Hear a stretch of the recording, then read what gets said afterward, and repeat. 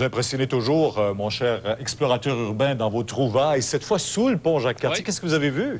C'est le pavillon du pont Jacques-Cartier que plusieurs ignorent même l'existence. Et d'ailleurs, on va vous le montrer ce soir en direct. On a une bonne vue d'ici sur le toit. Ah, c'est la tour blanche, là-bas. Oui, en fait, c'est la grosse structure blanche qui se trouve être sous le pont Jacques-Cartier. Imaginez, il y avait une salle de bal et une salle de concert là-dedans. Et c'est ce que vous allez découvrir ce soir dans mon reportage. À la sortie Sainte-Hélène. Si vous habitez la rive sud de Montréal, vous passez sans doute au-dessus de cette salle sans même le savoir. Bienvenue dans les entrailles du pont Jacques-Cartier.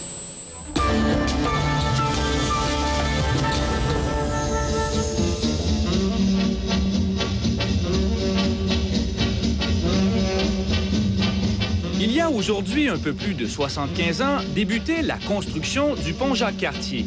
On l'appelait alors le pont du Havre. Il aura fallu 5 ans et 20 millions de dollars pour terminer les travaux. Ce n'est qu'en 1930 qu'il est finalement inauguré. Aujourd'hui, 43 millions de véhicules empruntent le pont Jacques-Cartier chaque année.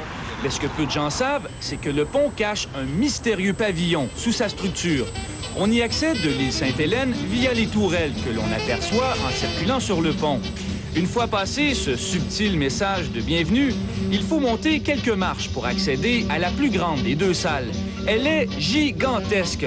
Même si seuls quelques pigeons l'habitent aujourd'hui, cette salle avait une capacité de 6000 personnes à l'époque, tout comme celle qui se trouve juste en dessous et que l'on utilise ces jours-ci pour entreposer les matériaux servant à la réfection du pont.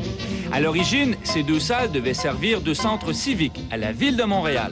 Elles étaient à l'origine destinées, celles dont les plafonds sont les plus élevés, qui est au-dessus de la salle où on se trouve, étaient destinées à des concerts, des grands bals, alors que la salle où on se trouve était une salle d'exposition. Et elle a été utilisée une seule fois, à ma connaissance, lors de l'inauguration du nouveau nom du pont en 1934. On a tenu ici une exposition d'artisanat. Et c'est la seule exposition connue à ce jour. Les deux salles ont été parmi les premiers bâtiments au Canada à être construits en béton armé. Leur confection avait été confiée à deux des plus grands architectes de l'époque, les frères Dufresne. Elles n'ont malheureusement jamais été complétées. Lorsqu'on a décidé de construire le pont en 1925, les voitures roulaient à peu près à 12 000 à l'heure. Et lorsque le pont a été inauguré en 1930, on avait un peu accéléré la vitesse. On était autour de 25-30 000 à l'heure. Donc, les vibrations étaient grandes. Et ensuite, il ne faut pas oublier qu'on était en pleine crise économique. Depuis 1929, la crise sévissait.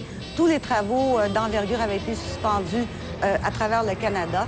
Les deux salles n'ont finalement servi que d'entrepôt à l'armée lors de la Deuxième Guerre mondiale. La ville de Montréal y a aussi déjà logé des ateliers pendant quelques années. Mais vu leur état, il risque de couler pas mal d'eau sous le pont avant qu'elle soit de nouveau utilisée.